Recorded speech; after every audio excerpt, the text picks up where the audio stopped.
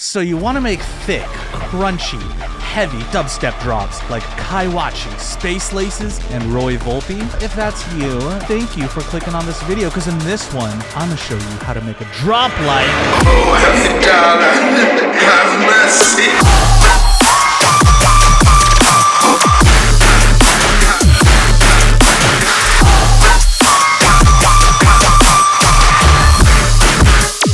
Hi, I'm Ash. Welcome back to my channel where I make music to help you make music. And in this video, I'm gonna show you the layers you need to make your drops sound full, the drum techniques to ensure punchiness, and a few tricks I use to reduce muddiness and ensure maximum bass face potential. So if you're ready for all that, smash that like button and let me know what your favorite festival dubstep tracks are down in the comments. Or if you're shy, leave an emoji representing crunch for the engagement. And with all that out of the way, let's get into it. So first step is to set the BPM to 150. Add a drum rack and find a kick that's thick.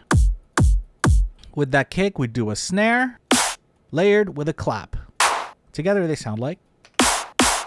Using the snare and clap together makes a big punch in contrast to the lighter kick, and this is what gives dubstep drums that big smacking feeling. Notice the body of this kick and how its length is around 150 milliseconds. This is important because some samples that you find might be longer than that, and especially at this BPM, if it's longer, it'll bleed too much into your other bass sounds. The snare is only around 200 milliseconds as well, and so is the clap. Arrange the kick and the snare so they sound like this.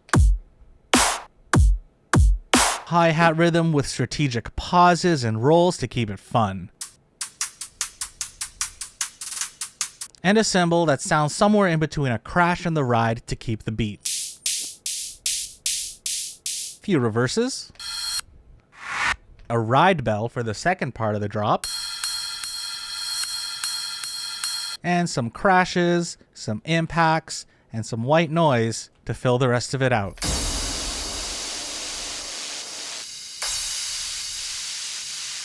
And all together, the drums sound like...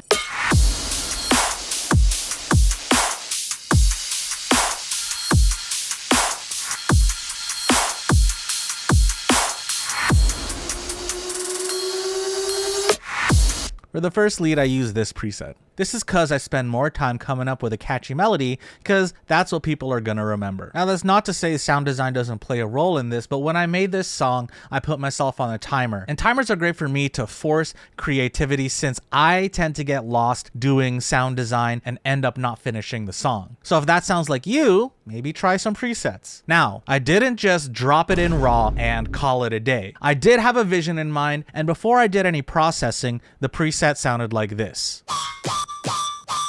I needed this to sound fuller, so here's what I did.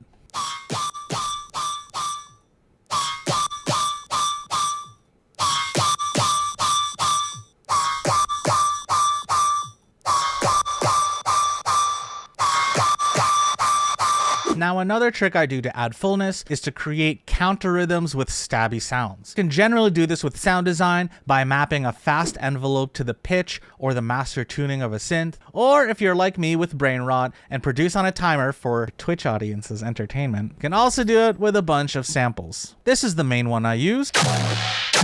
However, I needed it to be faster, and there was a little moment where it does a little flutter here. So that worked perfectly for what I was envisioning, and I was kind of hearing this metalcore breakdown with this synth.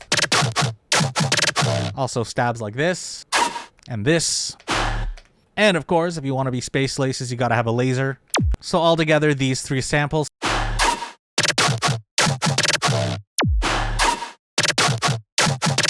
And this will play alongside the main lead riff that I showed earlier. Speaking of this main lead riff, I can't have that going on throughout the whole song.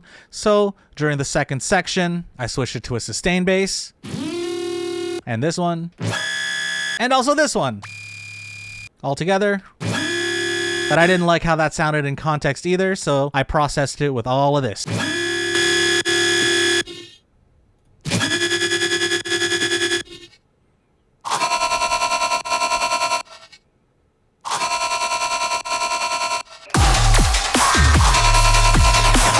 Pop quiz.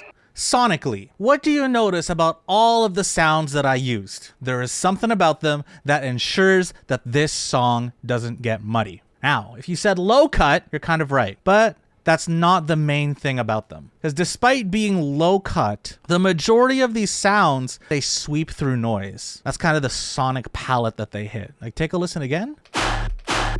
It's noisy and distorted, and it's got a whoo, like a percussive hit. For this one, these ones, they all have this, and you can especially hear it in the laser. It's a distorted pitch. That's what I hear in my head, and that's why my brain gravitates towards them. And I noticed that all of the artists that I mentioned in the title use very similar sounds. Now, why do they do this? This works because it reduces muddiness, because these sounds aren't really basses. They technically take up mostly mid to high end frequencies in the song. And altogether, those mid-range basses and the leads and the drums sound like...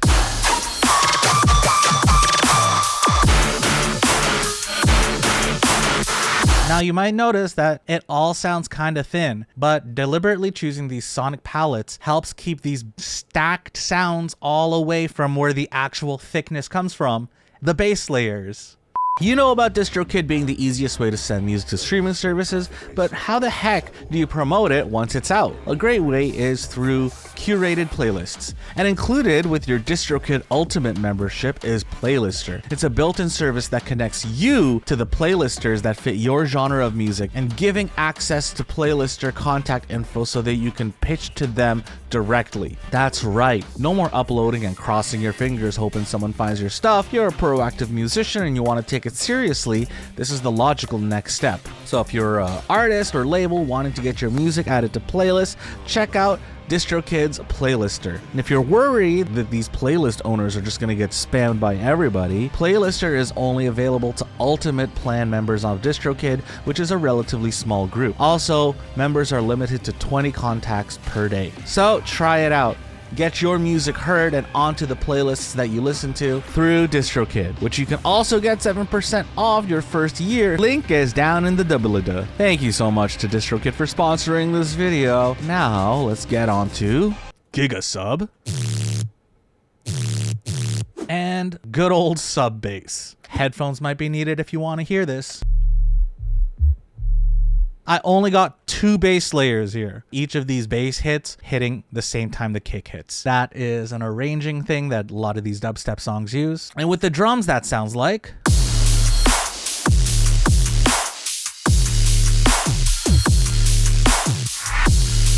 Just those 2 layers plus the drums by themselves sound super thick already. We solved the muddiness problem by not crowding the basses. We just used 2 layers because we made up for all of the rest of the song in these high-end mid-range layers where we have room to stack them. And now this is the part where a silly dude in glasses will start complaining, but I just don't have the energy for that anymore. This essentially works because the more stuff you put in those lower frequencies, the muddier it gets. This is because these low-end sounds are actually big. They take up a lot more room. So stacking multiple elements in this range leads to your songs sounding muddy. Now on the flip side, as you get higher in the frequency spectrum, in that range, you take up less room with each sound, meaning you can stack more elements. Then adding that low cut guarantees that there's still room in the lower end. That's why to sound fuller in bass music, you kind of had to be counterintuitive with it and focus less on your bass elements and more on these mid to high range. And another little trick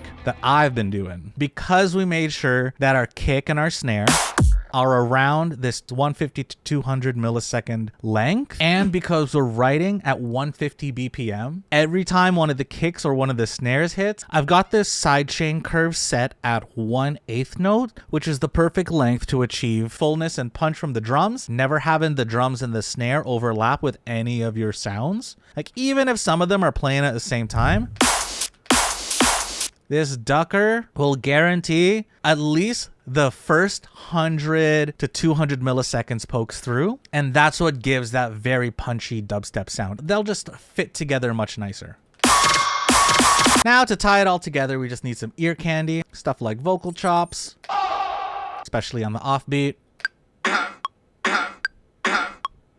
a bunch of automation, and a secret layer that glues everything together. Okay, it's more than a secret final layer, but it is gonna take a bit more than this YouTube video to talk about it, since it's a little more involved than just plopping something like this into a song. If you're interested in seeing that, make sure to let me know by subscribing to the channel and dinging the bell so you don't miss when that video goes up. On top of that, if you like my content and want me to keep making videos, consider subscribing to Patreon. Over there, you can get weekly demo reviews, start to finish, VODs of me making these songs from scratch, including the one that you're watching right now, and it lets me keep making videos. You made it this far, you're a legend. And all together, from the build-up, sounds like... Oh, darling.